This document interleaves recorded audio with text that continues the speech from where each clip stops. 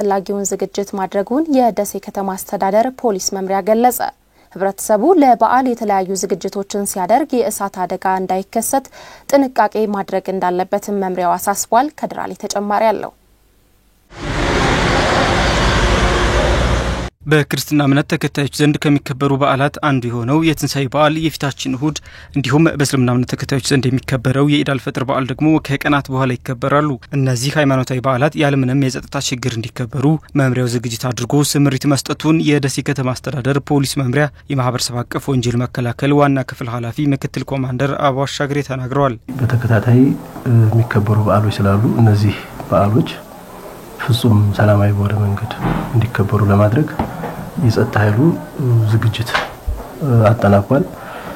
በዚህም በተለይ በከተማችን ያለ የጸጥታ ኃይል የሚኒሻ መደበኛ ፖሊስ አርማ መከላከልና የፌደራል ፖሊስ የጋራ ግብረ ኃይል ፕላን ተዘጋጅቶ በፕላኑ ላይ በቂ ውይይት አድርገን ስምሪት ሰጥተን ወደ ስራ ገብተናል። ግብይቶችም እጅግ ፍጹም ሰላማዊ በሆነ መንገድ እየተደረጉ ነው። እኛም ተገቢውን ስምሪት ሰጥተን ህዝብ በሚበዛባቸው ቦታዎች ግብይት በሚደረግባቸው ቦታዎች በተለይ ወንጀል ይፈጸምባቸዋል ተብሎ የተለዩ አካባቢዎች በቂ የጸጥታ ኃይል ስምሪት ተሰጥቷል። ማህበረሰቡ ለበዓል የተለያዩ ዝግጅቶችን ሲያደርግ አደጋን በመከላከል ሊሆን ይገባል ያሉት ምክትል ኮማንደር አባው በተለይም የእሳት አደጋ እንዳይከሰት ጥንቃቄ ማድረግ እንደሚያስፈልግና ህዝቡ ለጸሎት ወደ ቤተ እምነቶች ሲያመራም ቤቱን ያለ ጠባቂ ትቶ አለመሄድ እንደሚገባ አስገንዝበዋል። ከኤሌክትሪክ ጋር አጠቃቀም ጋር ተያይዞ የእሳት አደጋ የሚከሰትበት ሁኔታ አለና ማህበረሰቡ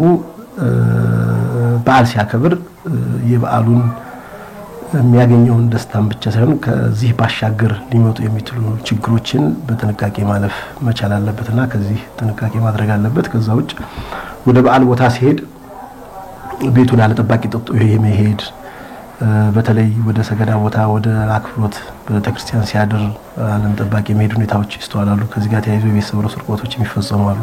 በተለይ ቤታቸውን ጥለው የሚሄዱ ሰዎች ጎረቤቶቻቸው ጋር አካባቢዎቻቸው ጋር እየተመካከሩ ጥበቃ የሚያደርጉበት ሁኔታ መፈጠር አለበት። ለከተማዋ ሰላምና ደህንነት የማህበረሰቡ እገዛ አስፈላጊ በመሆኑ የደሴ ከተማ ነዋሪዎች ለጸጥታ ኃይሎች ጥቆማ በመስጠት የተለመደ ትብብራቸውን እንዲያደርጉም ምክትል ኮማንደር አባው ጥሪ አቅርበዋል።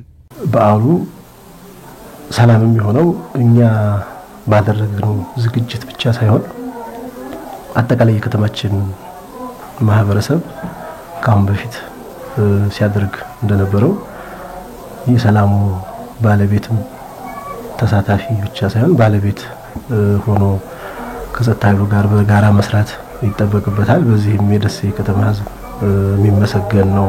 የአምስቱም ጣቢያና የመምሪያው የመረጃ መቀበያ ስልኮች አሉ። እነዚህ ስልኮች ብዙ ጊዜ በሚዲያ እንገልጻቸዋልና አብዛኛው ሰው ተጠቀምባቸዋል። በዛ በየትኛውም ሰዓት መደወል ይችላል። ወዲያው ተቀብለን ለማስተናገድ ዝግጁ ነን።